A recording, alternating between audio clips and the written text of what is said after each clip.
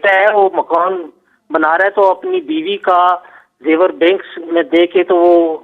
اس سے پیسے لیے تو اس نے لون یا مارک اپ بھی دینا پڑتا ہے، تو کیا یہ جائز ہے یا نہیں مکان کے سلسلے میں؟ ٹھیک ہے جی، بہت شکریہ کال کرنے کے لیے مفتی نعمان فاروقی صاحب۔ جی دیکھیے کہ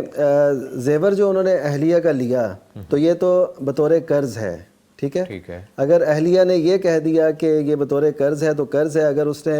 مکان بھی ظاہر ہے میاں بیوی بچے سب کا مشترکہ ہوتا ہے، ایک دوسرے کے لیے قربان بھی ہوتے ہیں اور واری بھی جاتے ہیں، تو اگر انہوں نے زیور دے دیا ہے تو بہت اچھی بات۔ اور اگر انہوں نے بطور قرض لیا ہے، اور بعض اوقات ایسے ہوتا ہے کہ اس قرض میں عورت کے میکے والے بھی شامل ہوتے ہیں، یعنی عورت اپنے میکے سے وہ زیور منگواتی ہے کہ وہ آپ دیجئے میں نے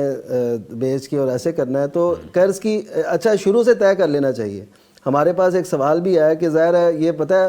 کبھی اللہ نہ کرے یہ معاملہ طلاق کی طرف چلا جاتا ہے، پھر بعد میں وہ بڑے مسائل پیدا ہوتے ہیں۔ اس وجہ سے جب وہ لے رہے ہیں تو ان سے لکھوا لیں یا ان سے اظہار کروا لیں کہ یہ ہبہ ہے یا قرض ہے یا جو بھی ہے، پھر اسی نوعیت میں اس کا خیال رکھیں۔ باقی جو انہوں نے دوسرا سوال کیا کہ یہ آیا یہ لون بھی کچھ لیا ہے،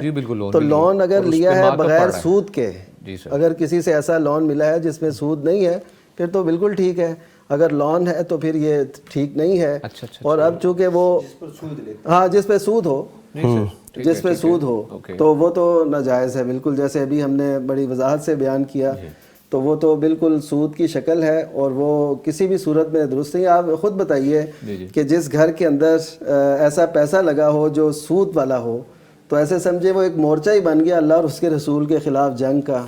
کہ اس گھر میں وہ اس سود والے کام سے وہ آغاز کیا گیا۔ ہاں اگر ان کو نہیں پتا تھا اور ایسا ہو گیا، لیکن یہ بعید ہے کہ کسی مسلمان کو یہ نہ پتا ہو کہ یہ سود ہے، بہرحال پھر بھی نہیں پتا تھا تو اب وہ یہ کوشش کریں کہ وہ توبہ کریں اور اس سے یہ ریکویسٹ کریں جس سے قرض لیا تھا یا ایسے کہ ہمیں وہ پچھلا چھوڑ دے، آئندہ سے ہمارا معاملہ ختم ہے۔ جی بینک سے مفتی صاحب لیا تھا انہوں نے، ہاں تو بینک سے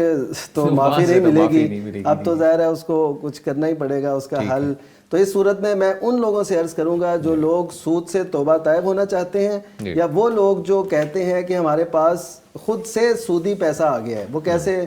کسی کو گورنمنٹ کی طرف سے، کسی کو سیونگ اکاؤنٹ میں رکھنے کی وجہ سے کسی کو پتہ نہیں ہوتا تو ان کے پاس ایسے پیسے آ جاتے ہیں، تو ایسے لوگوں کی مدد کریں جو سود سے توبہ طائب ہونا چاہتے ہیں، یعنی سود کا پیسہ سود میں ہی لگ جائے اور جان چھوٹ۔ ٹھیک ہے، بہت شکریہ مفتی صاحب۔